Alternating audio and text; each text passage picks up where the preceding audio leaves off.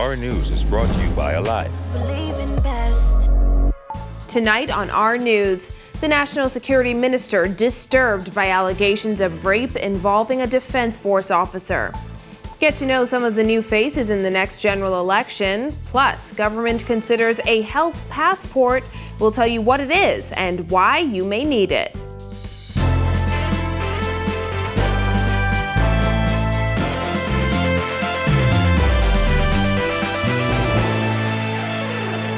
Welcome to Our News and thanks for joining us. I'm Christina Dragovich. Topping news tonight, Minister of National Security Marvin Dames says he is disturbed by recent allegations of rape revealed by the Royal Bahamas Defense Force, vowing that the law will prevail. Giorgio Bain reports. Minister of National Security Marvin Dames responding to allegations of a rape on the Defense Force base, stating that while the allegations are troubling, they call for immediate intervention. I'm very disturbed. We cannot have that kind of stuff going on in any business environment, much less our armed forces. A Defense Force Marine has been placed on administrative leave following allegations that he raped a fellow Marine in Matthewtown in Nagua over the weekend. According to a statement released by the Royal Bahamas Defense Force, the alleged perpetrator was immediately relieved of his duties and was extracted from the island on Monday by police air support and placed on administrative leave. No concern about the safety of officers, however. I am very concerned about those allegations. I have spoken to the Commodore at length about it. You never want to be in a position where you're working in any environment, right? And persons are making allegations of that sort, that they're being harassed or assaulted by colleagues, especially those in superior. The statement continued, there is no fraternization policy in the public service or the other uniformed branches in the country to discourage consensual intermarriages and relations. However, Dames asserted, policy or not, there needs to be respect for others regardless of their rank. I expect that in any of these agencies, especially those that fall under my remit, that the leadership will take the appropriate action to ensure that all employees are safe. But I am not concerned that that this is a problem in the agency. However, I'm very concerned about the matter that had been reported a few days ago, and I expect to see that matter will be dealt with as expeditiously as possible, all right? Because we cannot allow the reputation of our agencies to be sullied. Dames said while the incident is disturbing, the law is sufficient to deal with the matter. This is very concerning to me. I'm not passing any judgment at this time. The matter is being fully investigated by the police, and at the end of the day, wherever the evidence lead, I'm certain the police will follow. Reporting for Our News, I'm Giorgio Bain. And the United States Coast Guard rescuing 3 Cuban nationals who were found stranded on Anguilla Key today, according to U.S. Embassy Public Affairs Officer Daniel DeRezo. It's believed they were stuck on the key for 33 days. According to DeRezo, the 2 men and 1 woman are in stable condition and were transported to an appropriate medical care facility to receive a full assessment.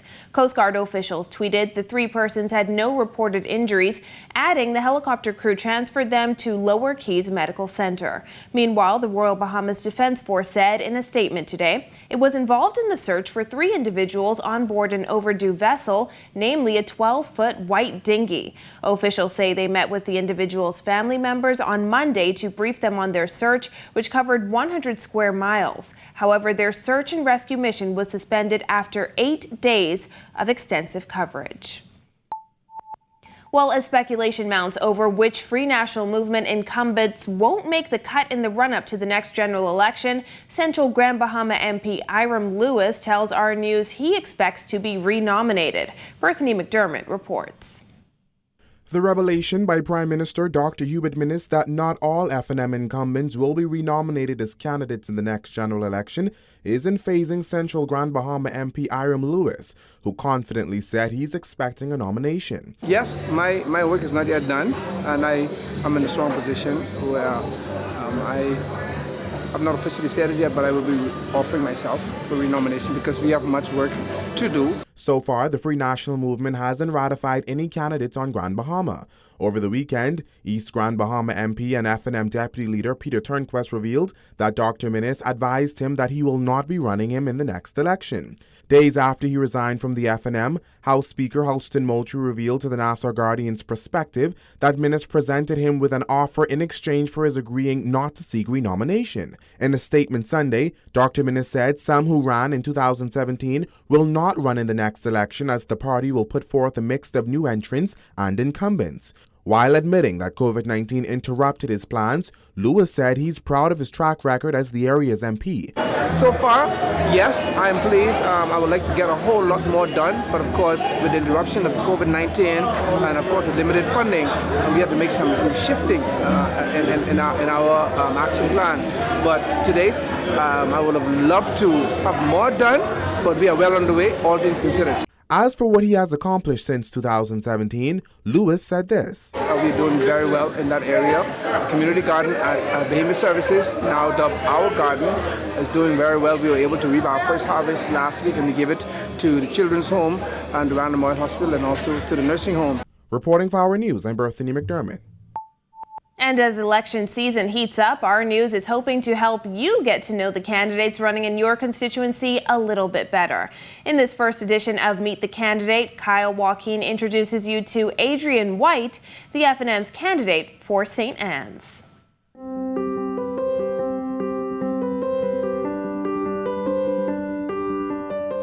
While many may consider St. Anne's to be an FNM stronghold, political newcomer Adrian White says he's been around politics long enough and is ready for the fight and ready to keep St. Anne's in the FNM's win column. I'm looking to keep St. Anne's red. I think that the St. Anne's residents are looking to keep St. Anne's red, and I'm looking to do that with them. Meet Adrian White, an attorney, husband, and father of 2 boys. White considers himself a family man who loves community and the water. I would love to be more of a boatman. I grew up on the waters out here, sailing in the Little Sunfish until about the age of 16. I had a good run when I was much younger, but between the ages probably of 12 and 16, I never won again. But I always loved being on the water, and that was an opportunity that I had. A Rotarian, White spends his Saturdays giving back, whether it be in various communities or volunteering with the Bahamas National Trust.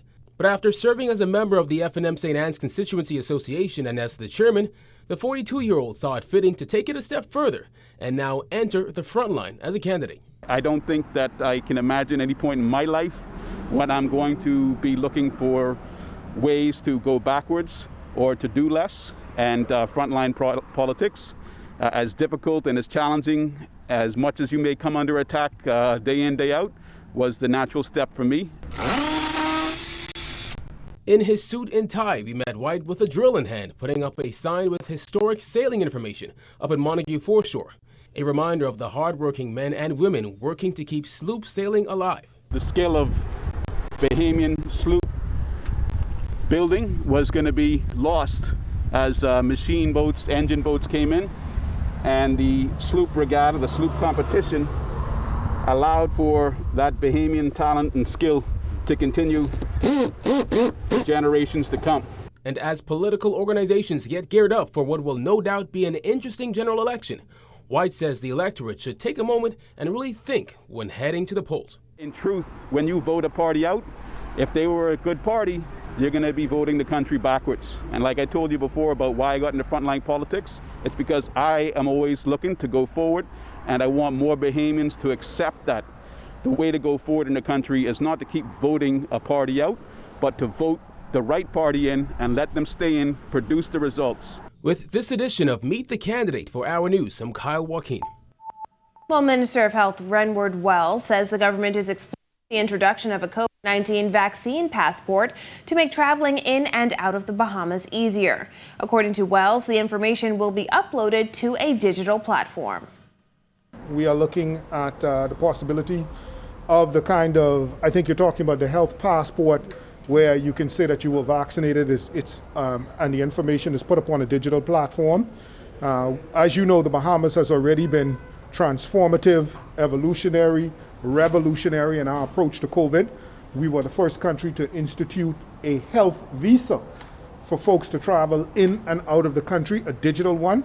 Now, a lot of other countries are moving in that direction, but we are also looking at elevating that platform to the possibility of doing the health visa passport.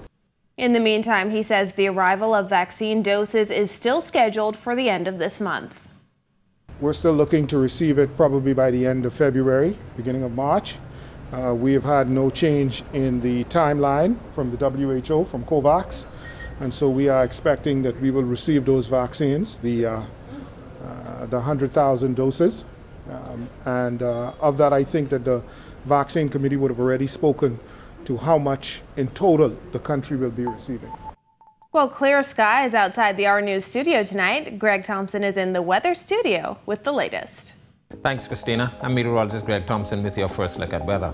After a very warm day today, temperatures managed to get up into the low to mid 80s. We are settling into the 70s, 74 degrees outside our studios with just a few clouds. The winds are light and variable, and your feels like temperature still around 74 degrees Fahrenheit.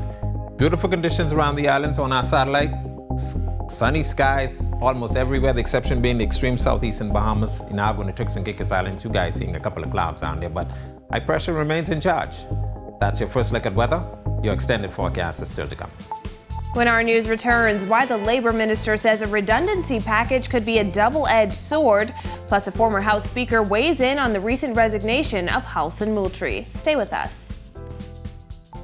Every new season of On the Record, we push the limits. Venture into unknown territory. We take our cameras into places unseen before. We share the stories and experiences that affect us all. And now it's time for Season 5.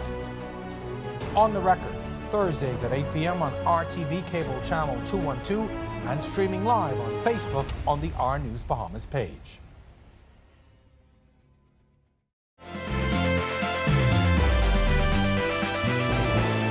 Minister of Labor Dion Fowkes is advising furloughed workers against requesting redundancy packages. Why? Fowkes says this could eliminate their chances of being re-engaged once their employers rebound. That's a double-edged sword. There are many businesses that have temporarily laid off their staff. If they offer a redundancy package or pay them out severance pay, their employment will be terminated, and there will be no hope of them going back to work. The government is hopeful that the persons that were laid off, for example, at Atlantis and Bahama, and now at Sandals, the majority of those persons are coming back to work, and they're able to have gainful employment for years to come. Fowkes admits that businesses are not required to pay redundancy packages while emergency orders are in effect, but some companies have offered them to employees. Some hotel workers who have been furloughed for nearly a year have demanded severance packages. Fowkes says while he understands their plight, he doesn't think it's a wise move. I understand why some persons want to be terminated, get a redundancy, get their severance pay, because the economic situation is so dire now, and people have to take care of their families. I get that, and the government understands that. But, you know, it has to be a balance. The order makes provision for redundancy not to be paid outside of 30 days after the order ends. The current order ends at the end of May, so we are not sure what's going to happen after May. In other news, a trio on Grand Bahama facing a slew of fraud-related charges in the magistrate's court today. 44-year-old Denny Bullard in the red and blue striped shirt, 65-year-old Edward Devereaux in the blue hoodie, and 34-year-old Crystal Francis were charged with 1 count of acquisition of proceeds of crime, 3 counts of fraud, 4 counts of forged documents, 4 counts of uttering a forged document, 2 counts of attempted fraud, 3 counts of conspiracy to commit fraud, and 1 count of possession of proceeds of criminal conduct. They pleaded not guilty to the charges and were granted $27,000 bail each. They returned to court March 12th. And former House Speaker Dr. Kendall Major says House Speaker Halson Moultrie's resignation from the Free National Movement has placed the Minnis administration in a bad situation. This as he warns the government not to push Moultrie as it could result in a disaster. Kyle Joaquin has more. If they try to to prorogue the House, or they try to force the Speaker's hand, if they try to test the Speaker's authority, this could be a disaster. I wouldn't advise the government to do that at all. While he says he would have handled the situation a bit differently, former House Speaker Dr. Kendall Major says he completely understands where Moultrie is coming from. This after Moultrie resigned from the FNM last week and said he wishes to continue as an independent MP and House Speaker, not tied to a political party. There aren't many options for the government other than to prorogue Parliament, which would then place the Speaker in a position where he would still have to choose to resign if his wish is to vacate the chair prior to the House's dissolution. Major said Moultrie left government in a bad position. It really leaves the government in a conundrum, in a bad situation. I think this is a time when calmer heads should prevail, because the government now is faced with a situation where the relationship appeared to have deteriorated because of perhaps egos, because perhaps personalities, or turf warfare. The one opportunity to move a vote of no confidence in the Speaker was led by the opposition. However, when that happened in 2018, FNM MPs flipped the script and expressed confidence in Moultrie. Major says if the government tries to pressure Moultrie to leave, it'll only look bad on them. And that brought back esteem to the chair. And now you're saying that you don't want him anymore. So it questions the judgment of the government. Major says he agrees with Moultrie in that the Speaker should not be tied to a party, as there were times under the last Christie administration where he too wanted to resign. It was a moment where I felt that the chair was being, in my words, dishonored or disrespected to a degree. And of course I didn't do it, but it was certainly a time where it crossed my mind. But I would not have resigned from the party. I would have resigned from the speakership and become a backbencher. The House meets Wednesday at 10 a.m., which Major says should no doubt be interesting. For Our News, I'm Kyle Joaquin. Still to come on our news, the residents of Sweetings Key rebuild with a helping hand, plus the latest from the world of sports. Stay with us. Every new season of On the Record, we push the limits. Venture into unknown territory. We take our cameras into places unseen before. We share the stories and experiences that affect us all. And now it's time for Season 5. On the Record, Thursdays at 8 p.m. on RTV Cable Channel 212 and streaming live on Facebook on the R News Bahamas page.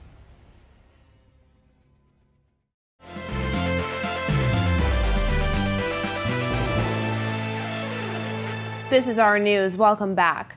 More than a year after Hurricane Dorian rendered most of Sweetings Key uninhabitable, many families are still living in tents or in the battered remains of their condemned homes. But one charitable organization is helping to rebuild homes and communities. Jasmine Brown reports.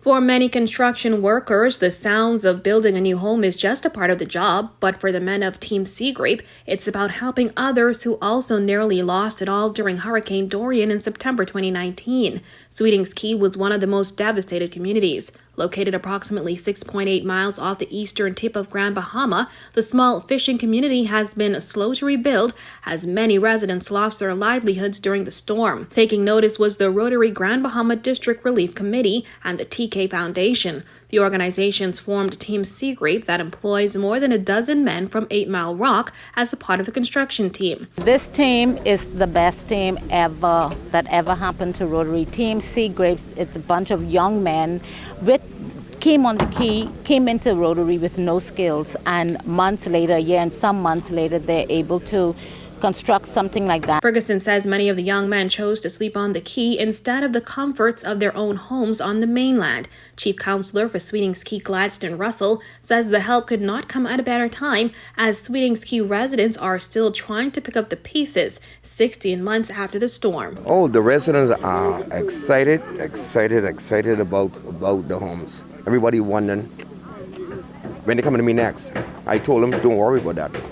You're next. The first phase of the project will include the construction of 9 homes. The first home is expected to be completed in the 2 to 3 weeks. The homes will be about 80% complete. The homeowner is going to have to finish the plastering, put up the cabinets, the fine details, but that's going to give them ownership and empowerment. We're not just giving them keys to the home. And the TK Foundation has also been so generous. They've donated boat engines. This is a fishing community, so these people have been put out of work. But Rotary, we've fixed over 119 boats in the east, and now TK is coming in with more engines so the fishermen can go out there and feed their families. The foundation is also funding insurance for the homes for the first 12 months. Reporting for our news, I'm Jasmine Brown. Tonight in sports, back-to-back wins for DeAndre Ayton and the Suns, plus Grand Bahama gets set for a weekend track meet. Here's Marcellus Hall. Thanks so much and welcome to our sports on a Tuesday, everybody. I'm Marcellus Hall. DeAndre Ayton playing on back-to-back nights here in the Sun. He's taking on the Cleveland Cavaliers, looking for back-to-back wins in the process. Let's take a look and see exactly if they were able to get it done. Bahamian big man DeAndre Ayton and the Phoenix Suns back in action last night, taking on the Cleveland Cavaliers. Good night for the former #1 overall draft pick. He finished with 15 points and 16 rebounds. That went along with 3 blocks and 2 assists. Suns picking up a nice win, 119-113, your final score. They played this one without 5 of their normal rotation players, including point guard Chris Paul. Next up will be a tough one. They take on the Milwaukee Bucks then on Wednesday. Meanwhile, the 4th annual Basil Nemore Memorial Track and Field Classic scheduled for this Saturday in Grand Bahama. The meet will feature a number of international coaches and athletes who have already begun to arrive on the island ahead of the competition, including Julian Klenner, an athlete out of Westchester, Pennsylvania, and Rohan Grant of the Maverick Track Club. We just got done with some good training back up in Pennsylvania. It's been snowing the past couple of weeks, so it's honestly beautiful just to make it back down to the island. Can't wait to come out here, get some warm some warm air on my legs, and get a chance to run some fast times. So been training really hard and ready to do some good work out here. We're here really to support what Club Nemore is trying to do to raise awareness for the sport and get the community back to supporting track and field. And that's your check on sports for you here on this Tuesday. I'm Marcellus Hall. Back to you. Thanks, Marcellus. How one Grand Bahama couple stayed strong through double disasters. That's coming up when our news returns. Every new season of On the Record, we push the limits, venture into unknown territory, take our cameras into places unseen before. We share the stories and experiences that affect us all. And now it's time for Season 5. On the Record, Thursdays at 8 p.m. on RTV, cable channel 212, and streaming live on Facebook.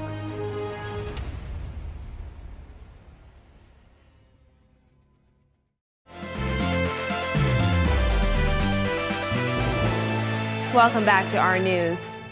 I don't know about you, but I've been enjoying these warmer temperatures. Here's Greg back in the weather studio. Thanks again, Christina. In our second look at weather, we take a look at our satellite view around the region. High pressure remains in charge, generating the clear blue skies and warm temperatures. Temperatures manage to get up into the low to mid 80s. We continue to see those temperature trends over the next couple of days as a frontal boundary remains well to the north of us and not really going to move into our area. Your boating forecast for the northwest and central Bahamas tonight through tomorrow. Your winds will be out of the southeast to south, 10 to 15 knot seas running 2 to 4 feet over the ocean. While in the southeast Bahamas, we have a caution flag posted for you guys down there. East to southeast winds, 15 to 20 knots, seas running 4 to 6 feet. Tide is presently high, will be low at 12, 14 in the morning. Here's a look now at your national forecast.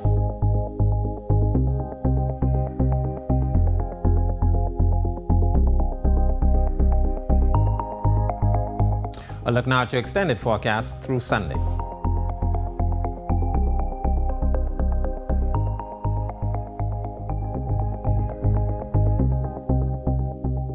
Warm temperatures over the next couple of days. Do enjoy it. Christina? Thanks, Greg. From helping their son battle cancer to Hurricane Dorian and COVID-19, tonight our Jillian Gray explores a love that endures between one Grand Bahama couple.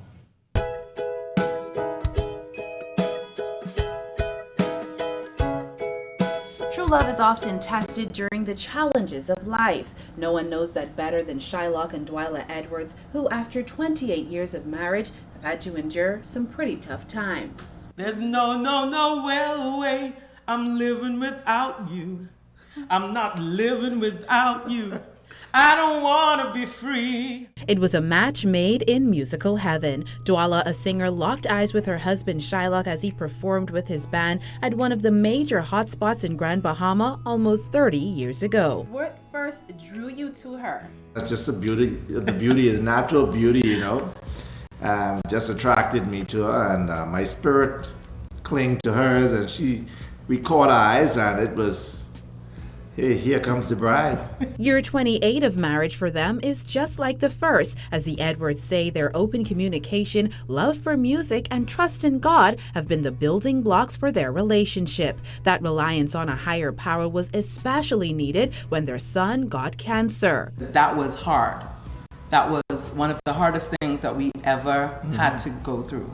And his Shylock's support system was very strong. Though they had to spend 5 months apart while their son received treatment, their love never faded. Mrs. Edwards says it's her husband's strength that she depended on most during that time. And it was that strength that was tested once again when the howling winds of Dorian not only shook their home, but their lives. COVID now has made us, our same business, close down again.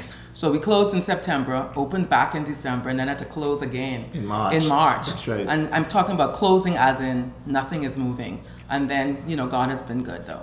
Building a love that endures does not mean that every day will be a bed of roses, but as the Edwards tells us, you must take the bad with the good and stand firm side by side. Couples that go through struggles, you should find a mentor, you should find a good pastor, a good leader as well in your life, a third person as well to give you good counseling. The couple say they have planned a full weekend of pampering, dates, and romance for this Valentine's weekend. It's one of the ways they ensure their marriage remains strong. They gave this advice to other couples. So if you have a life-sustaining trust in God and you also have an open relationship with your partner, I know that that's true love, and that will sustain through many storms. Reporting for our News, I'm Jillian Gray. I'm looking forward to more of those love stories from Jillian all week long. Well, thank you for joining us for our news. On behalf of the entire team, I'm Christina Dragovich. We'll see you right back here tomorrow night. Have a beautiful evening, Bahamas.